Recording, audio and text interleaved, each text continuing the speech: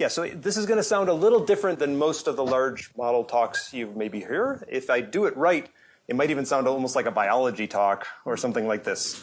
I think we're building, we all kind of know the scaling hypothesis is working, or many of us believe that the scaling hypothesis is working, but I don't think we really understand the mechanisms. And we're building systems that are very complex. They're doing something cool in control, but we don't really understand what they're doing. So I want to take you on a little journey that we've done to kind of try to dig a little deeper, understand what we can actually understand, and say and learn from these big systems that we're starting to build.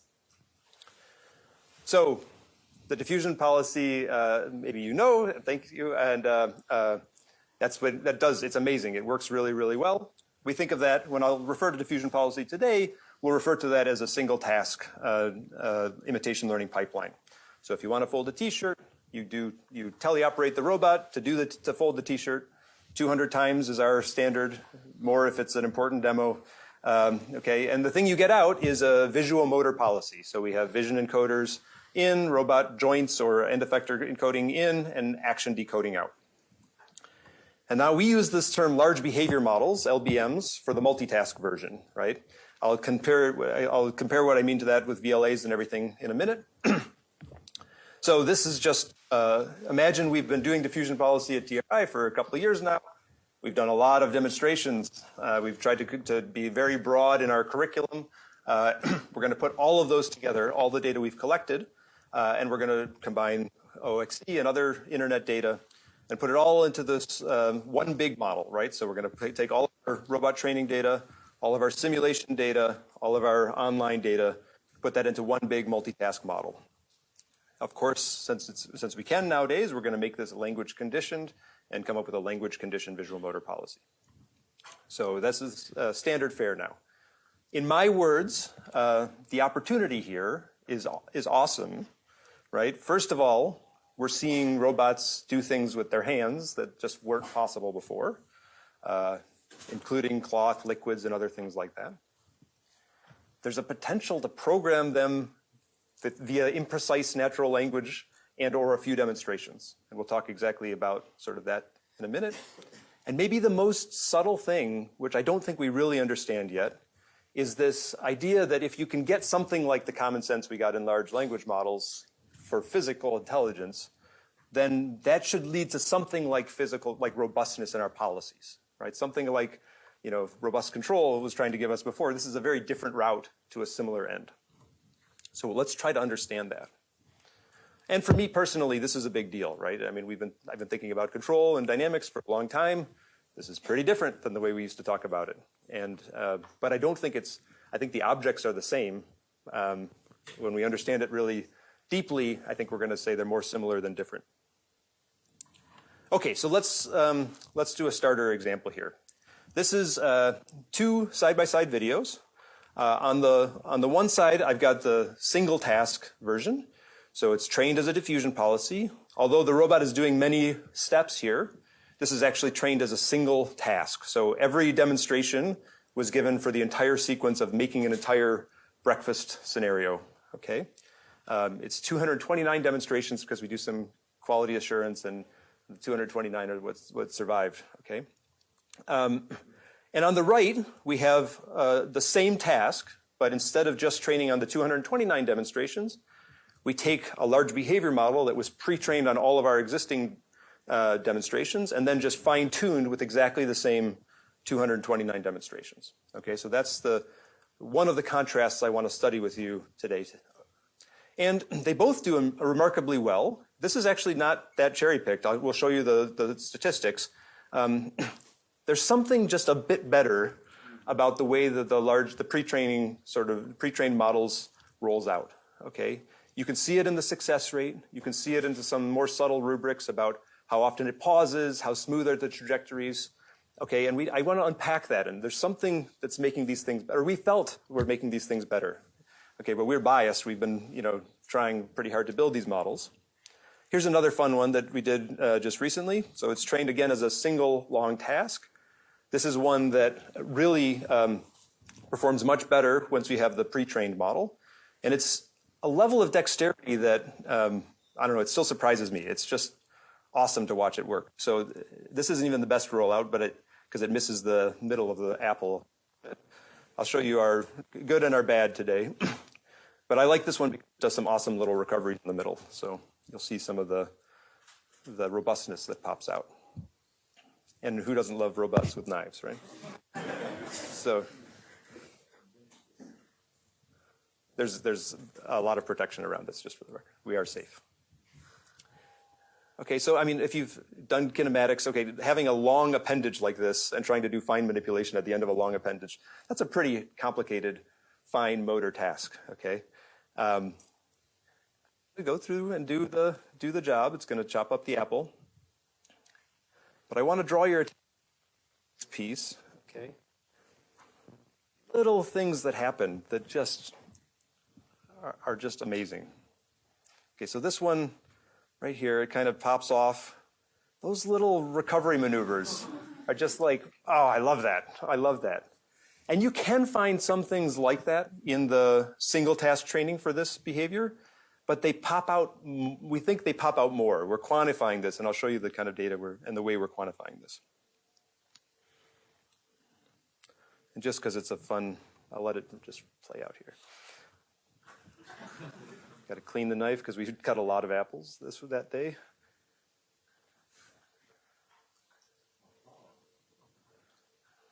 And then even sheath the knife, which is, when it fails, it normally fails at that step. I got to tell you, that's the hard one, right? Okay, so this is just a level of dexterity that I didn't expect from our robots a few years ago. And I'll show you some time lapse. Doesn't always succeed, but it's pretty good. It's pretty good. Okay. So let me just ask the most basic question here. Does all this pre-training that we're all talking about, does it really help? If I just care about the quality of my dexterous manipulation, is pre-training a path to making that really work well?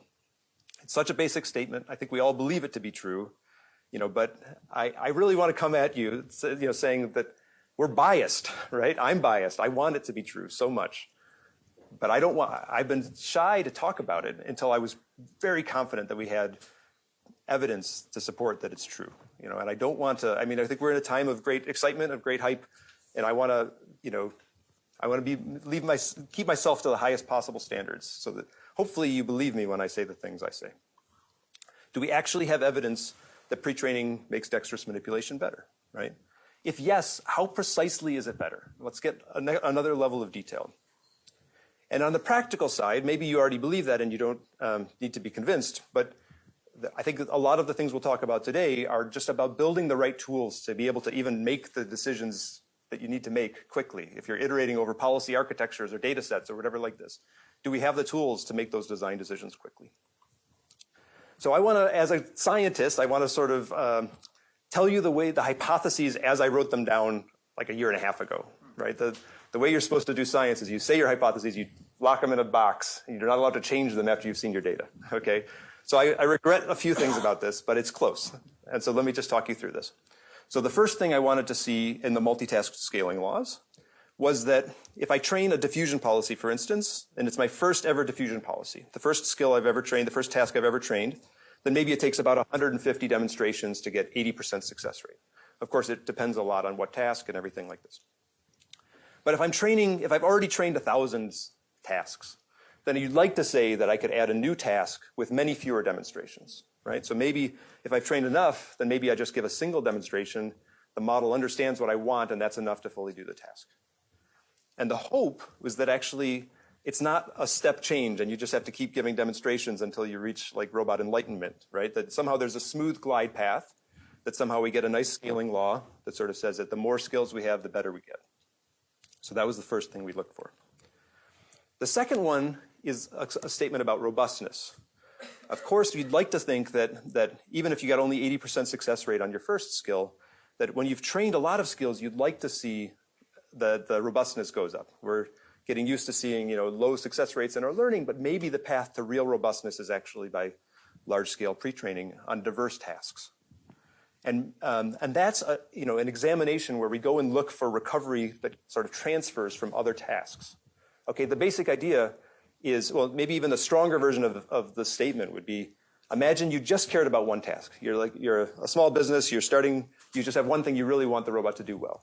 and you've got a budget. Let's say you can afford 10,000 demonstrations. Are you better off doing 10,000 demonstrations of that single task you care about? Or are you better off doing a diversity of tasks and hoping for transfer under that same budget, right? That's a deep question that I don't think we have a good answer for. And the reason I believe it could be true, I mean, I remember in the days of when I was working on autonomous driving, we talked all about the long tails, right? So you get lots and lots of highway miles, lots of highway miles, and that data doesn't do you that. That's not the most valuable data. You wait a long time to get these rare events, right? And in manipulation, I think we have a different opportunity. We don't have to do just the one task. We can actually explore the space by doing different tasks, which kind of excite motions and recoveries in different parts of the space, which can then be synthesized in a way that could potentially provide sort of the long tail coverage on the task you care about. So that's kind of the idea. All right, so let me, again, try to be a little bit scientific here. Let me just tell you the method that we're going to use to dig into some of these questions. So we're playing with a couple different types of robots now, but the main focus has still been on the bimanual manipulators, these two bimanual pandas you see with the grippers and the wrist cameras, scene cameras. We do all kinds of cool tasks. I'll show you the bike rotor at the end if we have time. Okay, let's talk about the architectures. There's a handful of different ways that you could build a large behavior model. I use large behavior model. We have used at TRI for a couple of years now the term large behavior model as a kind of an umbrella of this visually language conditioned visual motor policy. And you could do that with just scaling up diffusion policy. You could stick a language encoding on the front of a diffusion policy, maybe scale up the parameters a bit, and that is a large behavior model. You could do a vision language action model. This is, the name is being used a lot. I would try to just put a sort of, I'd call any model that's using VLM pre-training or co-training, and I would call that a VLA. And I try to use different words for things that were not pre-trained with a VLM sort of recipe. For instance, another base model that you could start with is a video prediction model, right? And that's trained sort of fundamentally differently, although of course it's inevitable that VLMs and VLMs will come together in the not too distant future. So this slide will expire before the next time I put it in my lecture notes, yeah. Okay, and TRI actually has a strong team working on video models, so this is one we take very seriously. We're trying to build video model backends also. But just because we've gotten as very far in these specific questions, I decided today to talk about this multitask diffusion policy version. It's actually the one I showed you in those amazing sort of examples at the beginning. So let's tell you how I scaled it up. How we scaled it up is from the diffusion policy. So ResNet is now CLIP. That's not surprising. We're using a CLIP language encoding.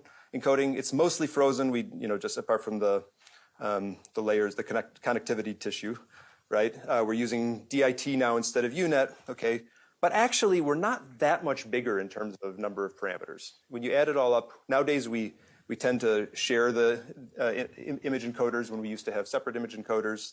There's a pile of tricks, which I'm happy to talk about, that we've sort of learned over the years. But we're going to talk about training hundreds and hundreds of skills with a model that's only a few times bigger than what we had in diffusion policy. And the reason for that, I think 150 million was a lot of parameters for diffusion policy, and that was probably more about the optimization landscape than about the capacity of the model. Okay, so I'll focus on this one because there's nothing that outperforms it in terms of the dexterous capabilities in our lab, okay? It's one of the best.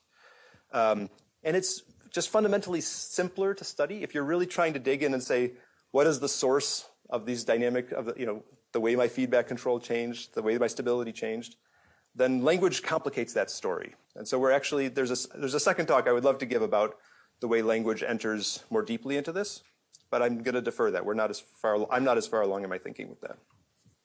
And the thing I give up by doing this really is that these models don't language steer as well as the VLAs, right? So sometimes I'll ask it to do something and it'll just do a different task that was in the pre-training mix. So for this set of experiments, we locked the data a little while ago when we were at our high quality, long duration, 500 skills mark, roughly. It was a little bit more than 500 skills. And it's mostly this real data. OXE by volume is larger, but we batch balance that down to be a pretty small effect on the total training. And And we have this little wedge of simulation data, okay, which seems weird, right? If you love simulation, then why shouldn't you have a lot of simulation data? And that's coming, but not for this experiment. You know, why is the sim data so small? The experiment we're doing here, we're actually just using sim basically to help the evaluation. Okay, so we do a lot of real-world teleoperation. We have great robot teachers, and we took those same imitation learning teleoperation pipelines and we applied them in sims. We have a corresponding data set in sim. We have a small set of evaluation tasks that we constantly run. And really, those are just there to carry our real-world data into sim so that we can trust our real-world sim. Surrogate for real-world, our sim is a surrogate for real-world performance. Okay, so let's dig into how we actually do some of the testing. So first of all, A/B testing is really, really important. So you have to say, if I tested a policy yesterday, that's great, I got some results yesterday, but if I have a new policy I want to test today and I want to compare it to that other policy, I have to rerun. That data yesterday is gone. Basically, it's stale. Something changed about the world. I'm always constantly running both policies that I'm trying to compare. I can't reuse the old data. Always, when the evaluation's running, you have to run blind, randomized trials. So the person doing the eval doesn't know if it's a single task diffusion policy or a multitask or whatever. We set up GUIs to sort of help the evaluation to contain and make more consistent the initial condition distributions and the like. So this is just one example. We say we want the scene to look like this. There's an overlay of the desired scene with the actual scene, and the evaluators will just snap things into place. This is a little bit of a tax on our evaluation rate, but it allows us to have a much more controlled set of initial conditions. And then we don't just ask success rate, we ask about task completion, we ask about, you know, was it jittery, did it pause, did it do the wrong task? There's a bunch of things we try to collect that are sort of beyond the success rate. Okay, and then we do a lot of simulation-based testing. This is actually, I really don't know how we would do it without this at this point. And it's not perfect, I'll tell you some of the nuances, but it's essential to our workflow. So basically all the models that we're training, you know, every interval checkpoint, we kick off an automatic eval in the cloud, we get our numbers back, it shows up on the leaderboard, you can scan the videos, you can see what happened. And extra work of scanning the leader, you know, scanning into the videos and figuring out what happened, that's a big part of the work. So we have different philosophies for simulation for different parts of the workflow. So for data generation, I think we should be using generative assets, we should be using real-to-sim, we should be doing all the stuff to get as much diversity and as much content into our simulation as possible. But for testing, I feel a little differently.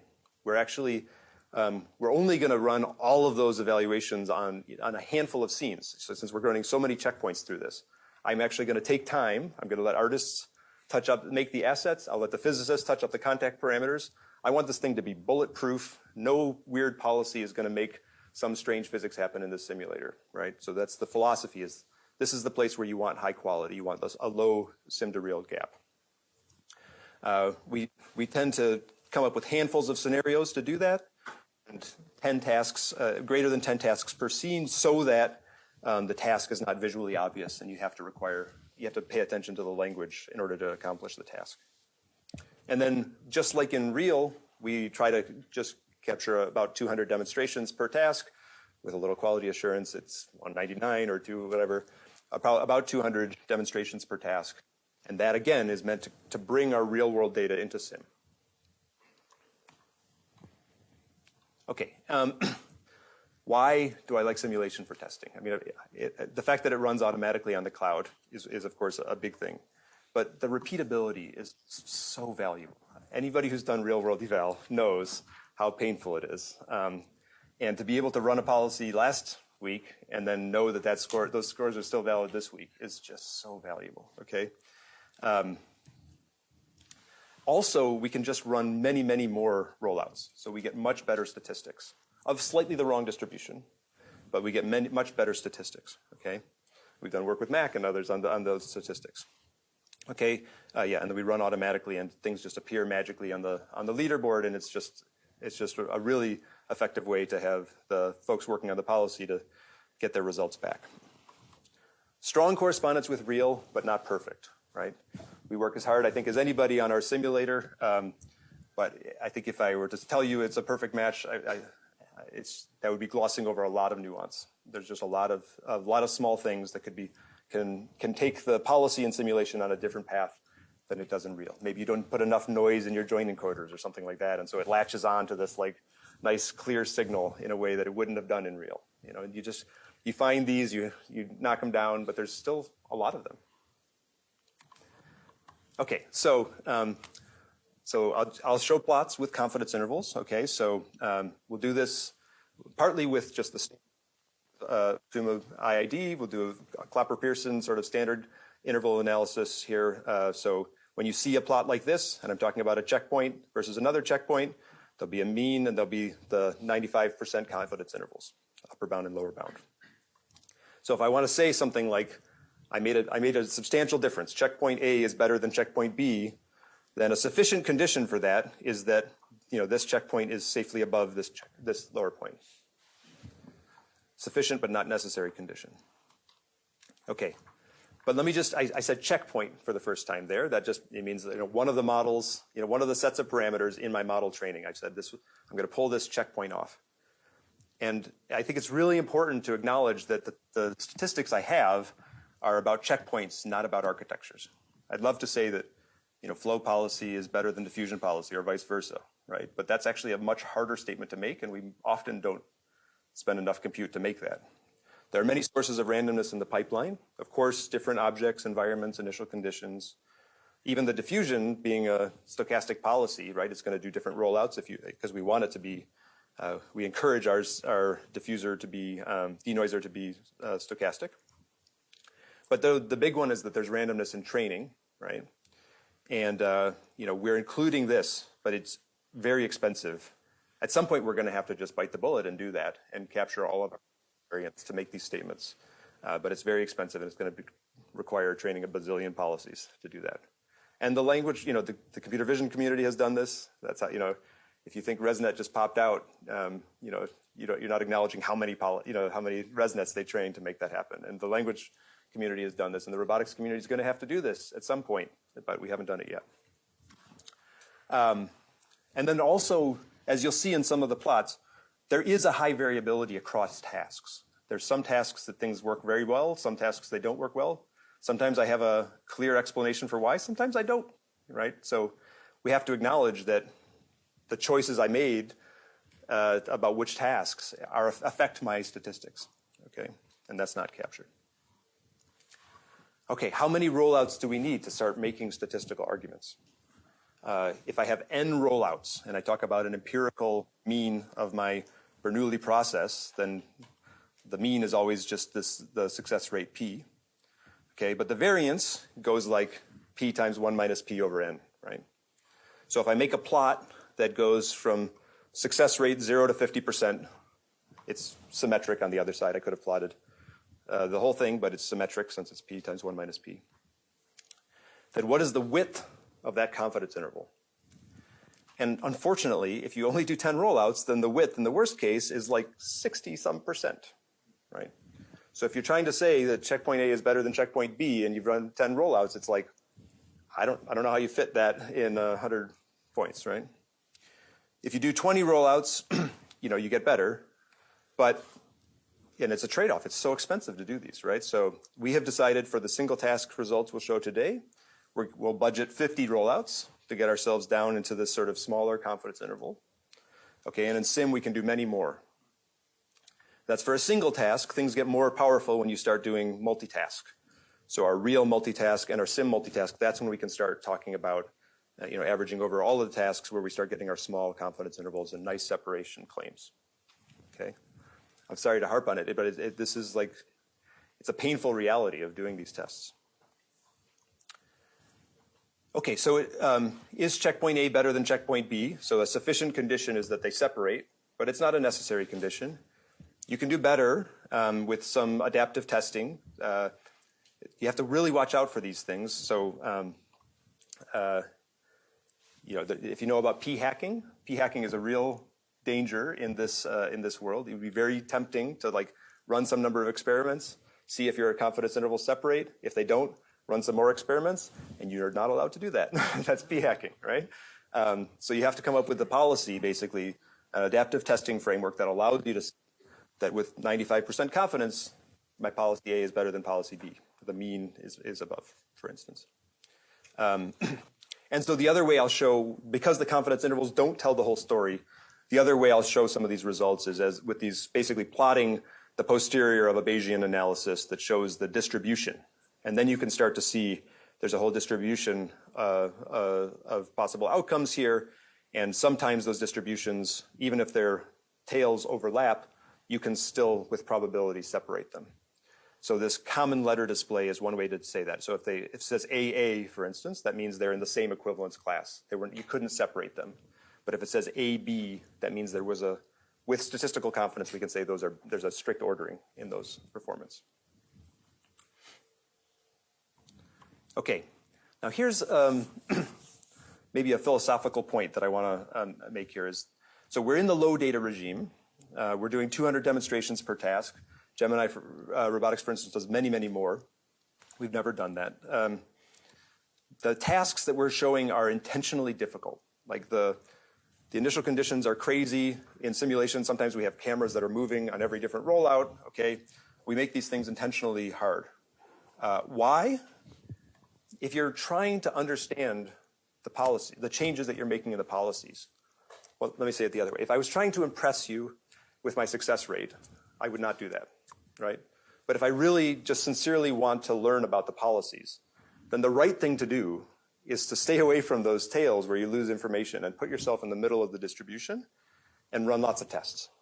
That's the place where you learn the most, okay? But it means I have to stand in front of you and show you some of my skills have 20% success rate and some of them have 80% success rate, and I'm proud of that, okay?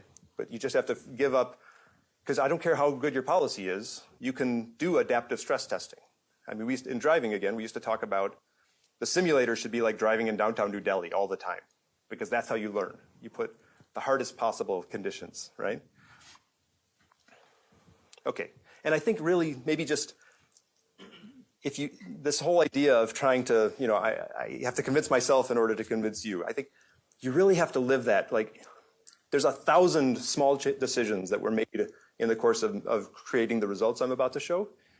We found a small thing that called a bug or something we should have done better. And every time you hit one of those, always there's a strict decision. Basically, do we retrain the policy? Do we rerun the evals, right? So if it makes LBM stronger, we don't do it just because we don't have time. If it makes the single task stronger, the single task is the opponent, then you must run it, right? Every advantage has to be given to the weaker player, okay? So we've made 1,000 little small cuts that slowly cut away at the LBM performance, just so I'm confident to say that what we said here, and there's just no way that the single task is going to be better, to the best of our abilities with 95% confidence. Okay, so let's dig into some of the results here. First, some high-level observations, right? There are some architectural changes that just help, like, especially as you go to the multitask, the bigger encoders just work better. DIT's scales better than UNet. The relative action parameterization that I think was first published in the UMI paper, it really does do better statistically. But a lot of the things that we thought were important, a lot of the architecture changes that we spent a lot of time talking about and were very excited about, ended up actually disappearing in the noise. We were pretty convinced for a little while, and then you keep running the test, and it's like, oh, that one's gone, Okay, yeah, we've often convinced ourselves something improved until all the tests came back. And I have to say, some of the changes we make, and as we get better at these games, right, we're going to get to the point where we're going to try to say this architecture change or this data change made me 1% better. That is a very hard claim to make today. If it's a 10-point change, we're good. If it's a 1-point change, we're going to have to change our, we're going to have to get bigger data to do that. Multitask pre-training does safely cut through the noise, right? A lot of our things don't matter. Multitask stands out. It really does make a big difference. Okay. And actually, a lot of other engineering details do. nobody really wants to write a paper about data normalization, but it's like 40 times more important than architecture or something like that, right? I mean, really, it was actually like 40 points better than the difference between DP and flow policy for us. Okay, so let's go through some of the specific results. So just as a warm-up, one of the things we wanted to make sure was correct was that our slightly scaled up multitask diffusion policy could learn all the tasks, okay? So just the experiment here is we're going to take our pre-trained LBM, and we have 200 demonstrations approximately, sometimes more, sometimes less, on all the tasks, okay? And we'll use those same 200 to train a diffusion policy on the tasks. And these are scene tasks, so it's tempting to call it zero shot, but it's in the pre-training mix. It's just not in, there's no post-training. We're just going to take our LBM pre-training and apply it immediately to the tasks that were in distribution, but with new initial conditions. Okay, and I want to compare that versus I just took one at a time, 200 demonstrations, and trained a single diffusion policy. Okay, and here's the violin plots popping up. And I put in more detail than you could possibly parse just so you can see some of the complexity here. So for lots of skills, I would have been happy, by the way, if this just was flat, if everything was flat. I would say my multitask policy learned as much as my single task policies, okay? In fact, it's more nuanced. We see some policies, the pre-trained multitask is just better, which is kind of what we hoped, that we'd see some transfer. Lots of times they're similar. Sometimes it's worse, okay? Again, like this is again like a scientific method thing, but I could have just disappeared these columns. Those tasks just never appeared, and my stats would go woof, and you'd be much more impressed, right? Don't do that. Don't do it. Okay. Instead, what you do is every time you see something like that, that's gold. You go into your logs and you figure out what the heck is happening there. The first one that stood out to me is this one hanging out at the bottom. Like, what is that? Put banana on saucer? How is that? Like, we're cutting apples. We're like, why is put banana on saucer down at the bottom? And it turns out it's because of this is because it's the multitask diffusion policy. So we go into our leaderboard, we pull out our video, and it turns out it always puts the orange on the saucer. We must have too much orange in our pre-training mix. So it just like refuses to do the banana, picks up the orange every time. But it always puts something on the saucer. Okay, so that's just really because the language steering is not good. Okay, getting into the hypotheses. So by training on many tasks, we can add new tasks more quickly. So I really wanted a plot where you say the number of skills goes up, and then how many skills would it take, how many demonstrations would it take to get to 80%? That is the right concept, I think, but that would take so many experiments to make that plot. That was not the right axes. So instead, we're going to show something a little different, but making the same point. So now we're going to fine-tune into new tasks. So we'll take our pre-trained model. I've got a new task, my 1001th task, if you will. I'm going to train against 200 demonstrations on that versus pre-training and then fine-tuning with 200, just like we talked about at the very beginning. And these are safely out of the pre-training distribution. Now, how do you so we have literally been doing almost anything you can think of doing with two arms bolted to a table for the last 2 years. Like people have to get creative to come up with the next thing that you haven't already done with two hands bolted to a table. It's two arms bolted to a table. So the way we did it, we said, let's do some crazy, apple coring, for instance, was one of our sort of crazy, long horizon, clearly not in our pre-training mix. So we came up with like clearly novel tasks just to make sure that we were safely unseen. And these are the kind of plots that we're able to make now. So the axis here is if I use all 200 demonstrations, or if I use just 100 demonstrations, 50% of the data, or 15% of the data. Okay, and the single task policy, benefits a lot. They both benefit, of course, from having more data.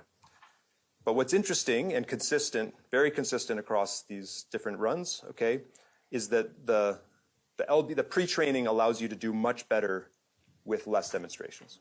Okay, so we do see this kind of, and we see a glide path. So LBMs, the pre-training really do improve rapidly with less demonstrations. On tasks that it's not really about generalization here. This is about dexterity, right? This is about did I sheath the knife properly? Are my eigenvalues better? And are my recoveries more pronounced?